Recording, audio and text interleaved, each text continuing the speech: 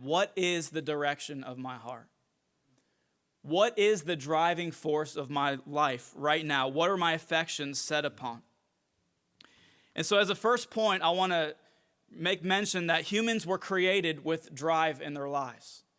That when God created us, he created us uniquely with this drive inside of us to live, a drive to succeed, a drive to create, to thrive in life. There's this thing inside of humans that wants to do things, that wants to move forward in life and pursue different things.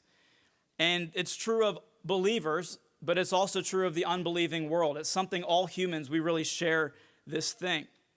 If you think about children, if you ask a child, an 8-year-old or a 10-year-old, you say, what do you want to be when you grow up? Most kids, I've never met a kid that says, I want to grow up and I want to be a total failure in the business world. Like, I want to grow up, I want to try to start a business, crash and fail, go bankrupt and lose everything. No kid has desires like that. No kid says, I want to grow up and I want to be a homeless drug addict on the streets. That's my motivation. We would think a kid had some serious issues if they had an answer like that. But kids, they want to be astronauts and firemen. They want to do something that changes the world around them. They want to do something great. It's something that's inside of us. And actually, even if you go to the doctor and you begin to describe, I don't feel good, and they say, well, what's going on? And you start saying, I just don't have a drive to live anymore. I've just lost my motivation. I just don't have a passion for life. They will diagnose you. They'll say, well, that's something wrong. In the medical community, losing your drive for life is seen as some sort of a mental illness or an indicator of that. And so being driven is not the issue here. It's not sinful to be driven in your life. And it's a very good thing when it's done in the context of a relationship with the Lord. And when your passions and your desires are for the glory of God, then that's a healthy thing God's given to us. There's something about the talents and the unique giftings God's given each one of us that's beautiful to the Lord. It's pleasurable when you do what you're uniquely created to do, and it's an offering to the Lord. It's beautiful to the Lord.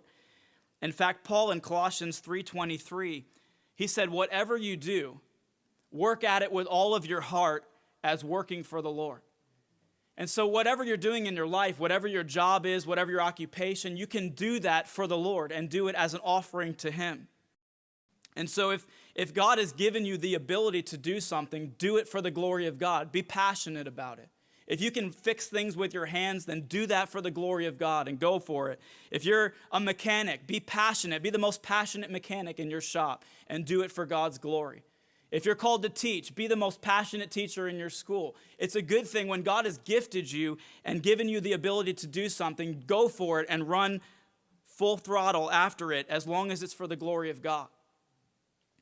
Paul says in 1 Corinthians 10:31, whether you eat or you drink or whatever you do, do it all for the glory of the Lord.